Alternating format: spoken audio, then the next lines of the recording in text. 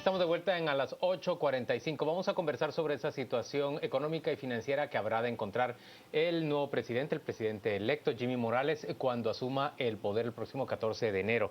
Nos acompañan hoy Eric Coyoy, ex viceministro de Finanzas. Él formó parte del directorio de la SAT y es consultor en temas económicos en general. Rodrigo Montúfar es miembro del directorio de la SAT, es profesor universitario, tiene un doctorado en sociología, pero además fue catedrático en el doctorado de seguridad estratégica del actual presidente electo. Ambos conocen muy bien el tema no solo tributario, sino el de las finanzas públicas y por supuesto el de la ejecución de fondos en Guatemala. Y ustedes podrán ayudarnos a establecer primero cuáles son las verdaderas dificultades con las que parece contar el presidente electo y cuáles son las potenciales soluciones.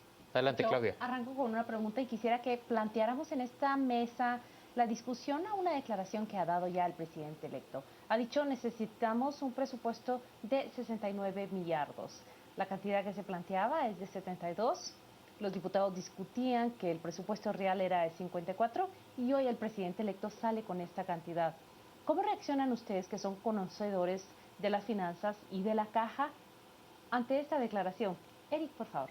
Gracias. Me parece una medida prudente rebajar en alguna medida el techo del presupuesto, porque la recaudación no va como esperaba Finanzas para este año y difícilmente se va a dar como está proyectando Finanzas para el otro año. Es decir, que refleja un sentido de prudencia rebajar la estimación de recaudación tributaria para ajustarla un poco más a lo realmente factible y no encontrarse el otro año con una brecha de desfinanciamiento. Pero estamos hablando de un ajuste, digamos, ligero. Si hablamos de 54 potenciales millardos de recaudación sana y subir el requerimiento a 69 millardos de quetzales en el presupuesto, bueno, tenemos cuánto, 15 millardos que habrá que financiar de una manera o de otra. Sí, es que ahí realmente Y la manera es deuda. efectivamente, se está planteando 14 millardos en nueva deuda para el próximo año en este proyecto de presupuesto. El problema es que no hemos llegado al punto de tener una discusión sobre política fiscal. Estamos enfrascados otra vez en la discusión del presupuesto del otro año, pero realmente no hemos pasado y necesitamos pasar pronto a una discusión sobre cuál es la visión de largo plazo sobre esa política fiscal, porque seguimos por octavo año consecutivo haciendo uso de la deuda. Pero eso no es sano en ningún país del mundo y Grecia pues no duró muchos años haciéndolo, ¿verdad? Es decir que ciertamente ahorita los números no están en rojo, ciertamente todavía hay algún margen para endeudamiento, pero de esa dinámica, si todos los años solo nos quedamos enfrascados en la discusión del presupuesto y ahora cuánta deuda le ponemos y no pasamos a la discusión real de qué política fiscal es la que necesitamos para el largo plazo, creo que sí en un momento vamos a llegar a esa zona roja como Grecia. Colijo de la respuesta que el presidente electo ha dado la declaración del paso que corresponde, no le queda otra salida. Tengo dos preguntas. ¿Acaso hay alternativa? Y segundo, en relación a la respuesta de Eric Coyoy, ¿es Jimmy Morales la persona que puede plantear esta discusión de la que hemos aplazado durante 8 años para no hablar nuevamente de presupuestos no financiados? Sí, yo creo que se tiene que enmendar la situación en forma conjunta entre el Ejecutivo y el Congreso. Solo el Ejecutivo no lo puede hacer. El Congreso lo tiene en este momento. Es absolutamente indispensable saber que el presupuesto no es solo una máquina de hacer dinero, sino el presupuesto es un instrumento de justicia fiscal, es un instrumento de justicia administrativa en la administración. Hay cosas que están bien en el presupuesto y cosas que están mal, muy mal en el presupuesto. El presupuesto, como cualquier ley, tiene que buscar la justicia. Y en el presupuesto hay errores, y se han cometido errores y se han subsanado. Uno de ellos, si ustedes ven, en el presupuesto se pone otra vez el impuesto al cemento. Yo he manifestado públicamente mi oposición al incremento del impuesto al cemento, porque los impuestos no solo tienen que ver la parte fiscal, sino la justicia, el efecto social. Y el impuesto al cemento viene a castigar al consumidor, que es prácticamente el pueblo. En el terremoto de 1976 se puso en manifiesto lo nocivo de usar adobe y se quiso fomentar el uso del cemento, la madera, el ladrillo, el bloque. Y en aquel entonces se encontró que sería nocivo para la sociedad aumentar el impuesto al cemento porque se estaría desestimulando el uso del cemento en la construcción, y no solo en la vivienda, sino en edificios, en construcción comercial, industrial. Imagínense ustedes que Pero para... usted se opone al impuesto al cemento. ¿Y qué propuestas tiene para que el gobierno pueda financiar o para que el Estado pueda financiar un presupuesto apropiado? No hace falta aumentar los impuestos, no hace falta. Hay que corregir procedimientos que no están bien. La masa del IVA no recuperado es uno de los grandes boquetes que tiene el Estado. El IVA no recuperado, porque todos nosotros pagamos IVA. Y ese IVA, en teoría, le debería llegar al Estado. No le llega porque todavía hay un boquete de IVA no entregado al Estado. ¿Y por qué la SAT no logra resolver eso? Por la debilidad que tiene la SAT en ese sentido. Encuentro muy inteligente el mensaje del presidente Maldonado cuando él dijo que hay que fortalecer la SAT. Y la SAT tiene que fortalecerse para poder encontrar esos mecanismos que hagan la recuperación del IVA. El IVA vendría a resolver la brecha fiscal, vendría a resolver esos desajustes que hay. Porque aunque ustedes no lo crean, hay impuestos que son injustos y que tarde o temprano tendrían que desaparecer. ¿Cuáles son esos impuestos injustos? Bueno, lo digo en forma académica, como académico que soy, en ese sentido lo digo como profesor universitario.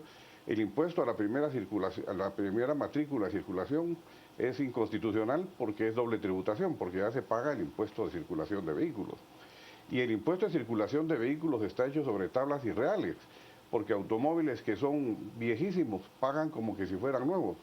Yo me he opuesto y lo he dejado constancia en acta, afortunadamente, de que el impuesto de circulación de vehículos, así como está, es injusto por ser muy alto. Entonces, Eric Coyoy, en términos concretos, ¿qué puede hacer el presidente, más allá de endeudar un poco más al país, para conseguir los recursos que requiere para administrar el Estado? Bueno, creo que ya es hora de hablar del tema del gasto. Presupuestos son dos lados, ingresos y gastos. Si por el lado de ingresos nos va a costar mucho ponernos de acuerdo sobre cómo corregir los problemas, pues por el lado del gasto el gobierno tiene acciones más directas a su alcance. El presidente ya mencionó una, por ejemplo, que esperamos que la cumpla, no al programa de fertilizantes. Son 400 millones de quetzales todos los años tirados a la basura. Aporte a consejos de desarrollo, 2.000 millones de quetzales todos los años a la corrupción. Hay suficiente. O sea, él habla de medicinas en los hospitales, pero ese no es un tema de dinero. Salud Pública ya maneja casi 6.000 millones. Eric, ¿se puede recortar esos 2 millardos de quetzales orientados a los consejos de desarrollo? ¿Qué puede provocar esto también? Pues provocará que los políticos se dejen de enriquecer como lo han venido haciendo. Claro, es una decisión que ellos tienen que tomar, porque requiere reformar la ley del IVA donde está establecido eso. Pero es una línea en la ley que no requiere mayor estudio, simplemente una voluntad política de establecer los recursos a las prioridades. O sea, religiosamente se colocan los 2.000 millones a los consejos de desarrollo todos los años porque así lo dice la ley del IVA. Nadie se cuestiona absolutamente nada si realmente es prioritario, si sirve para algo bueno o si puede ser reorientado, por ejemplo. Yo pensaría, por ejemplo, a la luz de prioridades que hablaba ayer el presidente, que podría ser perfectamente... Recortar 2 millardos para consejos de desarrollo que salen del IVA. Ahora, yo les vuelvo a preguntar. Ustedes me dicen que se podría recuperar más dinero del IVA, se podría recaudar más del IVA, pero ambos han integrado el directorio de la SAT. ¿Por qué no se logra hacer en concreto? Por la misma debilidad, para que ustedes sepan, mucha gente no lo sabe, pero la SAT depende en gran parte que el Ministerio de Finanzas le pase el 2% diario, no se lo pasa diario, se lo pasa con atraso. La SAT sufre de una pobreza muchas veces cuando no se le pasa el dinero que es su presupuesto para comprar equipo de cómputo, para contratar personal calificado, etcétera, etcétera. Pero solo quería mencionar algo muy importante, y es cómo se puede conseguir más. Hay que renegociar las concesiones. Guatemala recibe poquísimo como consecuencia de la explotación de sus propios activos y de sus saberes como sus yacimientos. Claro, los recursos minerales, hidrocarburos. Guatemala podría recibir por lo menos de 3 a 4 mil millones más si se renegociara correctamente, porque la ley es muy antigua. La ley de minería y hidrocarburos es muy antigua. Esa ley, el nuevo Congreso tendría que renegociarla para que el porcentaje que recibe el Estado de Guatemala sea superior al 25%. En teoría lo justo sería 50%, pero pongamos superior al 25%.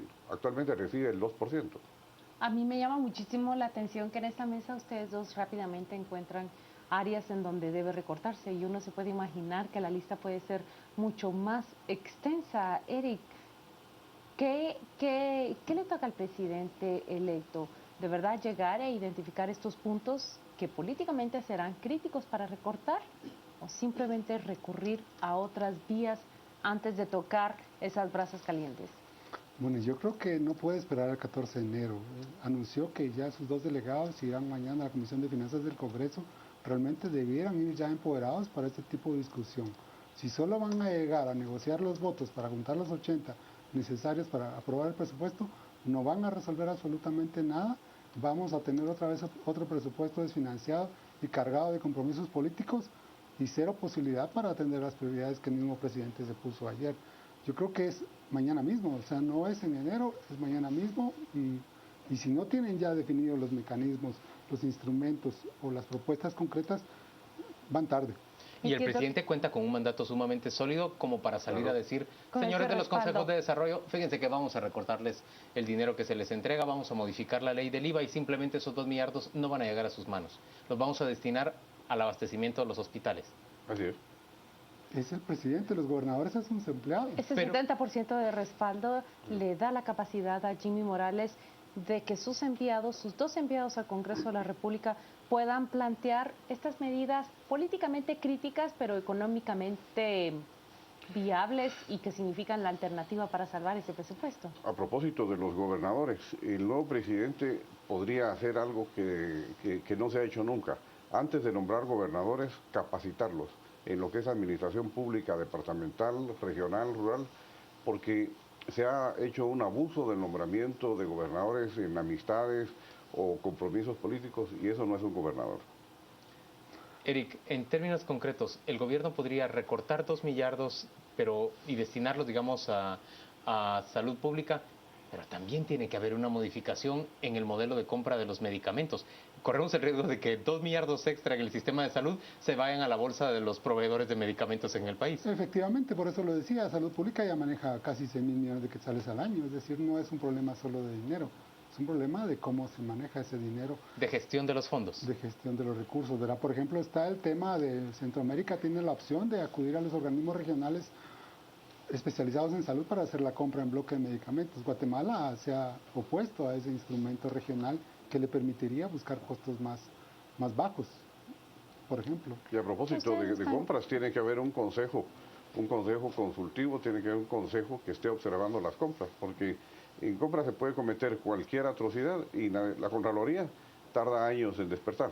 Tiene que ser un órgano colegiado que esté vigilando constantemente las compras del Estado. ¿Y cuántas tareas pendientes y urgentes tiene el presidente electo, Juan Luis? Y yo creo que debemos ir a redes o aún queda Vamos tiempo en este para momento platicar. a las redes sociales con nuestro compañero Juan Carlos Sandoval. Le damos las gracias a nuestros invitados por acompañarnos hoy a las 8:45.